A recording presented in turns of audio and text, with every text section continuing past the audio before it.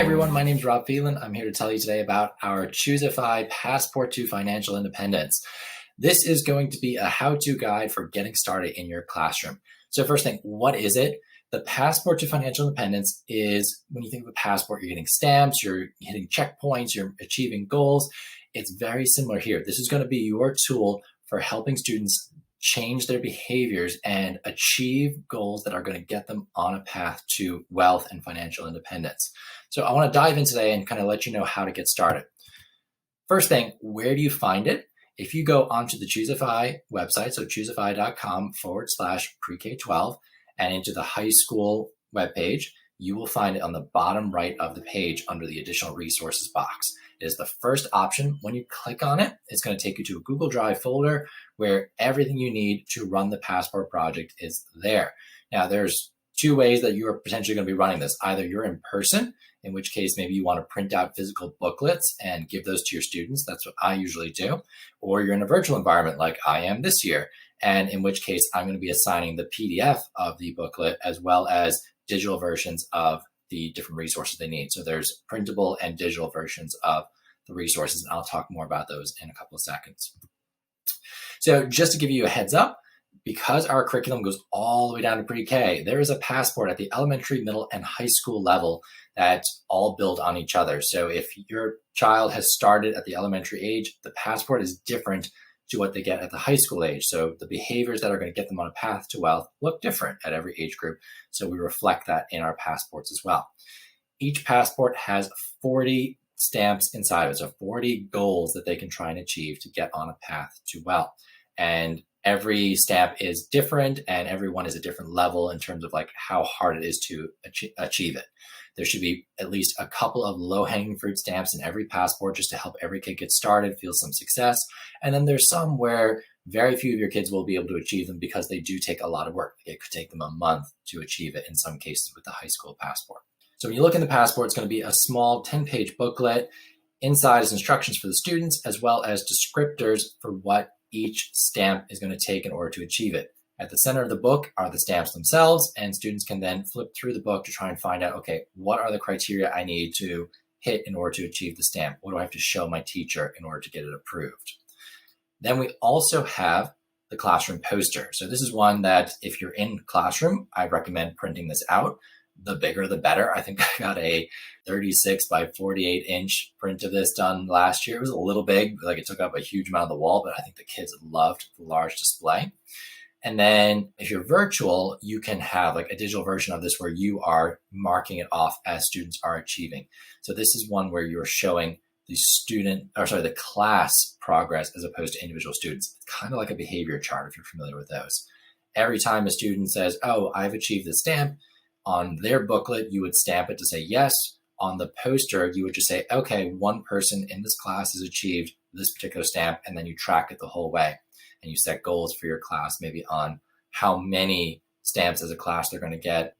Our passport is going to connect to the other parts of the curriculum, which is perfect because we want what we are doing in class to also help them along the way with this passport. It makes sense. Otherwise, like, why would we be doing it in class if this is the behaviors needed to achieve financial independence?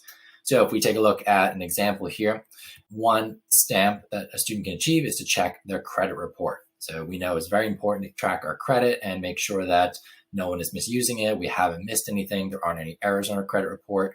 So it is a stamp for the students to go onto one of the 3 reporting agencies, check their credit report, and then how they're going to demonstrate that they have done that to you is they're going to give a quick, basically a quick report saying, okay, these are the steps I had to take, and this is what I found. They don't share any of their private information with you. Once you've got it, you get to stamp it off. Now, how does that connect to our curriculum? Well, there's a whole section on credit. So talking about credit score, building responsible credit, using credit cards responsibly.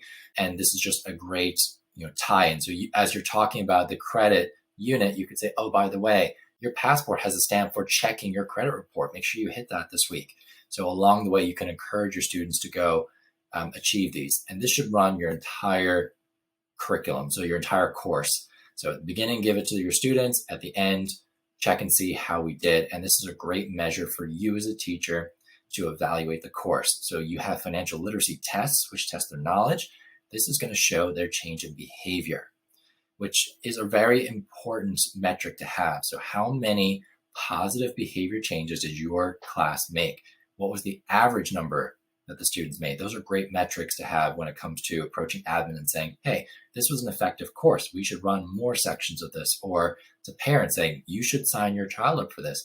Look at how many steps our students are taking on average when you're trying to get towards financial independence. So just a quick kind of glance at what the inside of the booklet looks like. This is the centerfold where you've got your 40 stamps. Students get to look at those, say, okay, that one sounds interesting to me, find out what the criteria is, and then go achieve it. So the credit report would be the one that I pulled up before. So this is where you would find it in the center. They go find the example. And then when you see that they have actually demonstrated it, find some fun way of stamping them off or put stickers on it. I bought an ink stamper that I use like in all my grading, and it just has like a nice way to go stamp. So I use that, and the kids love it. Like even high school kids love getting something stamped, or if you let them do it themselves, they love it even more. If you're doing digital, I recommend making some sort of digital sticker or stamp that you can, if every student is assigned their own version of this, that you can also go and edit it and put stickers or stamps on top of it. I'm sure you have ways with your learning management system of doing that. If you don't, feel free to reach out. We can try and brainstorm some things you can try. Okay, so the other thing I want to consider now is like what other project-based learning activities that are in the ChooseFI curriculum also connect to the Passport. The meal planning project is one of the big examples, and there are actually a lot of them.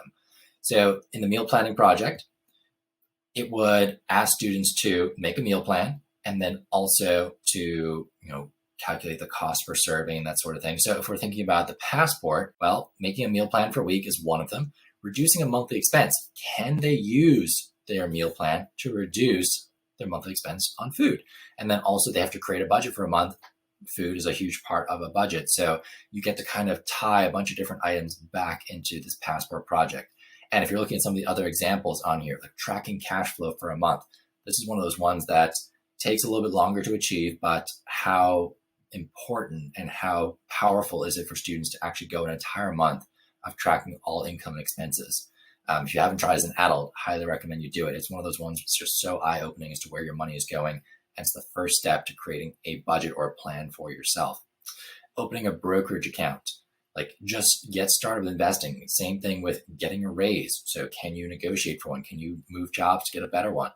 Creating goals, creating a second source of income. So either getting another job or entrepreneurship. Like there's lots of stuff that you can redirect back here. The entrepreneurship project actually hits a couple of these, which is very strong, powerful. If you're going to do a lesson on banking, so open a checking account and download the app. It all ties in. Just a quick look at the poster. So you've got on the left-hand side, all of the different stamps that are within the booklet. And then these like numbers 1 through 40, that would be the number of students in your class. So if your class is bigger than 40, I'm so sorry, but it taps out at 40. You can add maybe another poster behind it if you need additional columns for this. And what I did was, the first time I did this, I used a marker and I just shaded them in as students got it.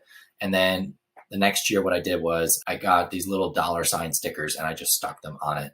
And it was perfect. And students could see it. They could see how their class was doing. I had 2 classes going at the same time, so they were competing against each other. And then I also had a sponsor. So I had a local bank come on and sponsor this project. So every time a student achieved 5 stamps, they got a pen, a drawstring bag, I think it was a little like notebook or something like that was the 3rd level. And then if the entire class achieved 200 stamps, they would get a pizza party. And I think we had 32 kids in the class. So, you weren't talking about a huge amount, like an average of 10 per student was easily going to hit our target. So definitely try and find ways to gamify this for your kids and offer incentives, virtual or in person. What are some things that you can do? All right, so in the Google Drive folder, I hinted about this, the things that you're going to need for the student. So in the Passport, the criteria for achieving the Passport requires, in some cases, like writing a short report, doing a reflection, tracking expenses for a month. All of the documents that you need are in that Google Drive folder, and they're available in a printable PDF or in a online Google Doc, Google Slide, whatever it is that would allow students to fill them out online. The PDF version can also be used with programs like Kami if you want to let students complete them using a PDF editor. All right, that brings us to the end for today. If you have any questions, please find me in the Facebook group. So that is our ChooseFI Pre-K through 12 curriculum support group. You can find the link for that on our webpage, so choosefi.com/pre-K12, or if you go to facebook.com/groups/ChooseFI Pre-K12. I look forward to talking to you next time.